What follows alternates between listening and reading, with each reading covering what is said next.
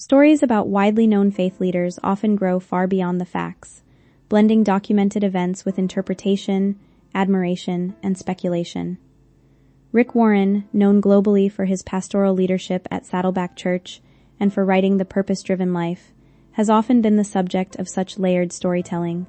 In many retellings, his journey is framed not only as a ministry success story but also as a personal test of endurance under emotional, familial, and health-related pressure. These narratives frequently emphasize the tension between public influence and private struggle, suggesting that leadership at a global scale comes with unseen burdens that reshape identity over time. Within this framing, Warren is portrayed as someone who guided millions through teachings on meaning and purpose, while simultaneously navigating personal trials that challenged his resilience. The idea at the center of these accounts is not simply achievement, but the human cost of long-term leadership. Whether discussing church growth, global influence, or personal hardship, the underlying theme is consistent. Faith is tested not in moments of comfort, but in seasons of disruption. This interpretation presents his life as a continuous negotiation between strength and vulnerability, where public success does not eliminate private difficulty, and where purpose is refined rather than diminished by hardship. Early roots in a faith-shaped childhood environment, Rick Warren's early life is often described as being deeply shaped by a household centered on Christian ministry and service. Raised in California in a family connected to pastoral work, he grew up observing both the practical and spiritual dimensions of church life.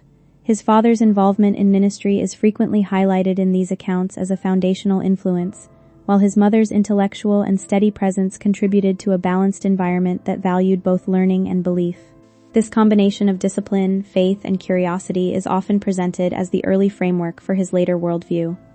In many retellings, his childhood is not depicted as extraordinary in external circumstances, but rather formative in internal direction. He is portrayed as a quiet, observant student who gravitated toward religious study and leadership roles within small community settings.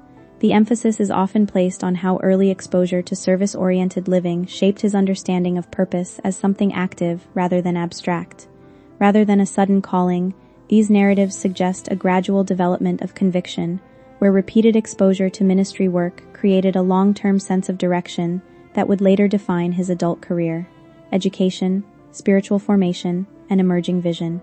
As Warren matured, his educational path is often described as an extension of his growing interest in theology and ministry. He pursued studies in religious institutions where he encountered structured theological training and broader Christian thought. These experiences are frequently portrayed as intellectually expanding, exposing him to different interpretations of Scripture and practical models of church leadership. During this period, his thinking is often described as shifting from traditional frameworks toward more accessible and community-focused expressions of faith. This stage of life is also where many narratives place the emergence of his long-term vision, building a church environment that could reach individuals who felt disconnected from conventional religious institutions. Rather than focusing solely on doctrine, the emphasis reportedly shifted toward relevance, accessibility, and personal transformation. This conceptual evolution is often described as a turning point, where academic learning merged with practical aspiration. The result was a growing desire to create a ministry model that prioritized everyday application of faith principles, setting the stage for what would later become a large-scale church movement. The founding of a church built on accessibility and growth. The establishment of Saddleback Church is frequently portrayed as a modest beginning that expanded through consistency rather than spectacle. Starting with small gatherings in borrowed spaces, the early church environment is described as flexible, community-driven, and heavily reliant on volunteer participation. These conditions are often emphasized as defining characteristics, reinforcing the idea that the foundation of the church was built on participation rather than infrastructure. In many accounts, the early sermons and teachings focused on practical life issues such as relationships, purpose, and personal struggles. This approach is often credited with attracting individuals who were seeking a more relatable form of spiritual engagement. Over time, attendance reportedly grew, leading to the development of more structured services and eventually permanent facilities. The narrative commonly highlights that growth was gradual but steady, driven by a consistent message rather than sudden expansion. This phase is often framed as the transition from small fellowship to organized institution, marking the beginning of broader influence. Expansion into a large-scale church movement. As Saddleback Church expanded, many narratives describe it as evolving into one of the more recognizable church movements in the United States, Growth is often attributed to its emphasis on practical teaching and its ability to connect with individuals outside traditional church settings. This period is frequently characterized by increasing attendance, multiple services, and the establishment of additional campuses or outreach programs. The leadership approach during this phase is often described as structured yet adaptive, focusing on scalability while maintaining a central message of purpose and community. Volunteers, small groups, and leadership training programs are frequently highlighted as essential components of this expansion. In these accounts, the church's growth is not only measured in numbers but also in its ability to influence broader conversations about modern faith practice. The emphasis remains on accessibility and engagement, positioning the church as both a spiritual and organizational model for others. The global reach of purpose-driven teachings. One of the most widely referenced aspects of Warren's influence is the publication of The Purpose-Driven Life, which is often described as a global phenomenon in Christian literature. The book's structure, centered on a 40-day reflective journey, is frequently credited with making spiritual reflection more approachable for a broad audience. In many retellings, its impact is measured not only in sales but also in its adoption across diverse cultural and denominational contexts.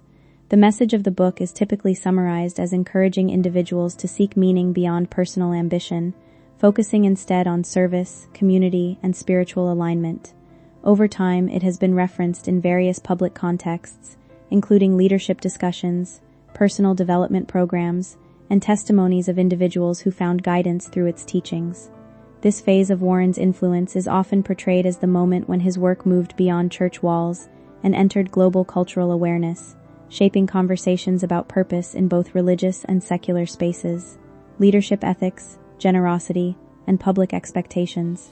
In many narratives, Warren's leadership is also associated with discussions about financial ethics and personal simplicity. He is often described as having taken steps to reduce personal income derived from church leadership and to redirect significant portions of earnings toward charitable initiatives. These accounts emphasize a lifestyle that contrasts with typical perceptions of large-scale organizational leadership, highlighting modest living choices and philanthropic commitments. This aspect of his story is frequently used to illustrate the tension between public expectation and personal conviction. Supporters often interpret these choices as evidence of integrity and alignment with his teachings on purpose and stewardship. At the same time, public attention to leadership decisions in high-profile ministries is often intense, creating ongoing scrutiny. Within this framing, his actions are presented as part of a broader effort to align personal practice with preached values, reinforcing the central theme of consistency between belief and behavior. Family tragedy and the strain of private loss. A deeply significant part of many accounts of Warren's life is the loss of his son Matthew in 2013. This event is consistently described as a profound family tragedy that had emotional and spiritual consequences. In these narratives, Matthew is portrayed as having struggled for years with mental health challenges, and his passing is often framed as a moment that reshaped the family's perspective on suffering and compassion. The impact of this loss is frequently described as extending beyond the personal sphere into the public ministry, as it prompted conversations about mental health within faith communities. Warren and his wife are often portrayed as channeling grief into advocacy, supporting initiatives focused on mental health awareness and care within religious environments. This period is characterized by themes of vulnerability, honesty, and the difficulty of reconciling faith with unanswered suffering. It is often framed as one of the most defining emotional turning points in his life narrative. Health challenges and the burden of long-term leadership. Some retellings of Warren's later life include references to health-related challenges that affected his ability to maintain previous levels of public activity.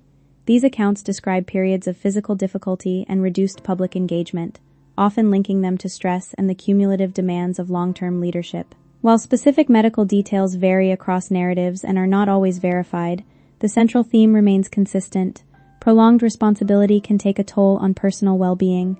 This stage of the narrative is often used to illustrate the broader idea that leadership carries hidden costs.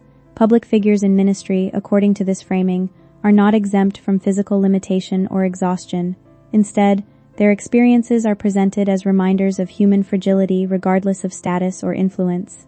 The emphasis is placed less on diagnosis and more on the symbolic transition from constant public presence to a more reflective and selective role in later years. Transition, reduced public role, and continuing influence. In later accounts of his career, Warren is often described as stepping back from full-time pastoral leadership while continuing to participate in global ministry efforts. This transition is typically framed not as withdrawal but as redistribution of focus. Rather than weekly preaching, his involvement shifts toward mentorship, organizational guidance, and international initiatives related to church development and leadership training. This phase is frequently portrayed as a redefinition of purpose rather than an end to influence. His teachings and written work continue to circulate widely, and his organizational contributions remain active through various initiatives. The narrative emphasizes continuity rather than closure, suggesting that leadership can evolve into different forms over time. Even with reduced visibility, his ideas are still presented as shaping conversations about faith, leadership, and community development across diverse contexts. Legacy, interpretation, and the meaning of endurance.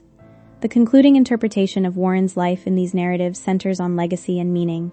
His journey is often framed as an example of how purpose is formed not only through achievement but also through adversity, personal loss, and ongoing adaptation. The overarching message is that influence is sustained not by perfection, but by persistence through changing circumstances. At the heart of these accounts is the idea that leadership is inseparable from humanity. Whether discussing growth, tragedy, or transition, the narrative consistently returns to the tension between public expectation and private reality. In this sense, his story is used as a broader reflection on resilience, suggesting that meaning is often clarified through difficulty. The final takeaway in these interpretations is not centered on a single outcome, but on the ongoing process of faith, adjustment, and endurance across a lifetime of visible and invisible challenges, continuing reflection on influence, human limits, and evolving purpose.